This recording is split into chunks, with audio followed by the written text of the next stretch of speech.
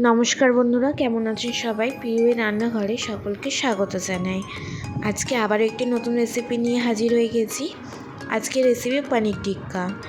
বানানো খুবই সহজ আর খেতে অত্যন্ত সুস্বাদু। একদম রেস্টুরেন্ট বা বিয়ে বাড়ির মতন বাড়িতেই বানিয়ে ফেলুন পনির টিক্কা। বাড়িতে কোনো গেস্ট এসে থাকলে অবশ্যই স্টার্টার হিসাবে বানিয়ে দিন, বা নিজেদের খেতে ইচ্ছা করলে ঝটপট বানিয়ে নিন। আসুন দেখে নেওয়া যাক আজকের রেসিপি। সম্পূর্ণ ভিডিওটি দেখার অনুরোধ রইল। আর আমার চ্যানেলে প্রথম পনিরের রেসিপি দিচ্ছি। অনেকে অনুরোধ করেছে পনিরের রেসিপি দেওয়ার জন্য, তাই আজকে দিলাম। পনির টিক্কা বানানোর জন্য প্রথমে 300 গ্রাম মতন পনির লাগছে। পনিরটাকে বড় বড় করে কেটে নিয়েছি। তারপরে ক্যাপসিকাম আর পেঁয়াজ লাগবে। পেঁয়াজটা আর ক্যাপসিকামটা একইভাবে কেটে রেখেছি।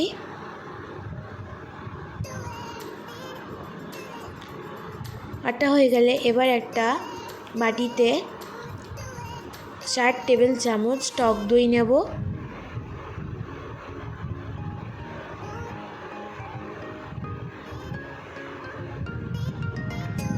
চার টেবিল চামচ টক দই নেওয়ার পর ফাটিয়ে নেব। ফাটিয়ে নেওয়ার পর যতক্ষণ না ক্রিমি টেক্সচার হচ্ছে ততক্ষণ আমি ফেটাতে থাকবো। তারপর ক্রিমি টেক্সচার আসার পর এর মধ্যে সব গুঁড়ো মশলা অ্যাড করব। প্রথমে দিলাম 1 চামচ কাশ্মীরি লঙ্কার গুঁড়ো, হাফ চামচ নুন, 1 চামচ গোলমরিচ গুঁড়ো, একটুখানি হলুদ, হাফ চামচ জিরের গুঁড়ো, হাফ চামচ ধনের গুঁড়ো আর কসুরি মেথিটা হাতে ডলে দিয়ে দেবো।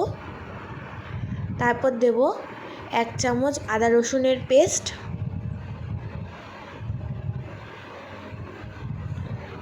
দেওয়ার পর দেবো এর মধ্যে 2 চামচ ড্রাই রোস্ট করে রাখা বেসনটা এর মধ্যে দেওয়ার আগে অবশ্যই হালকা করে কড়াইতে নেড়ে নেবে। তারপর এর মধ্যে অ্যাড করবে আর তারপর দেবো একটুখানি গরম মশলার গুঁড়ো। দেওয়ার পর ভালো করে মিশিয়ে নেব।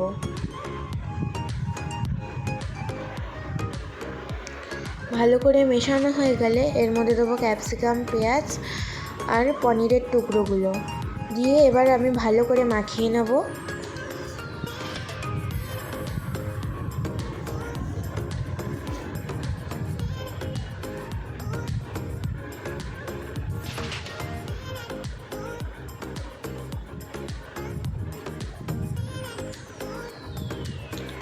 মাখানো হয়ে গেলে রেখে দেবো। এবার পাশে এখান থেকে স্টিকগুলো আমি 3 থেকে 4টে স্টিক ভিজিয়ে রেখেছি। ভেজানোর পর এখানে আমি এক এক করে সব লেয়ার বানিয়ে নেবো পনিরের। ফার্স্টে দিলাম ক্যাপসিকাম, তারপর পনির, তারপর দিয়েছি পেঁয়াজ। এইভাবেই আমি 3টে লেয়ার বানিয়েছি। একটা ফার্স্টে দেখিয়ে দিলাম। দেখিয়ে দেওয়ার পর তারপর সবগুলো একসাথে বানিয়ে নেব।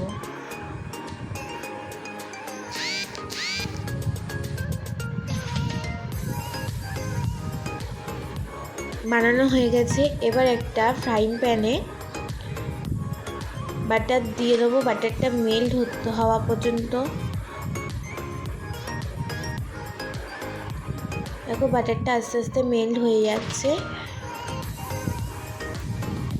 মেল্ট হয়ে গেলে ওর মধ্যে একে একে সব টিক্কাগুলো দিয়ে দেবো।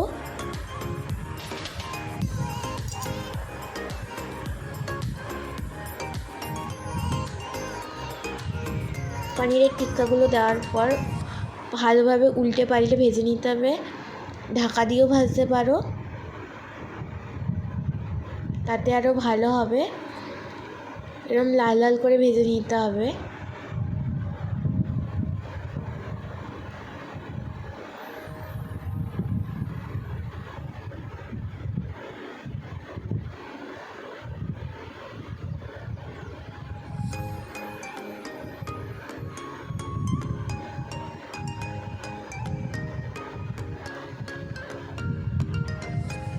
ভাজা হয়ে গেছে, এবার আমি নামিয়ে নেব।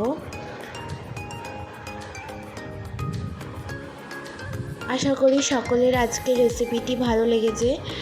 যদি ভালো লেগে থাকে অবশ্যই বানিয়ে খাবেন। আর আজকের ভিডিও আপনাদের কেমন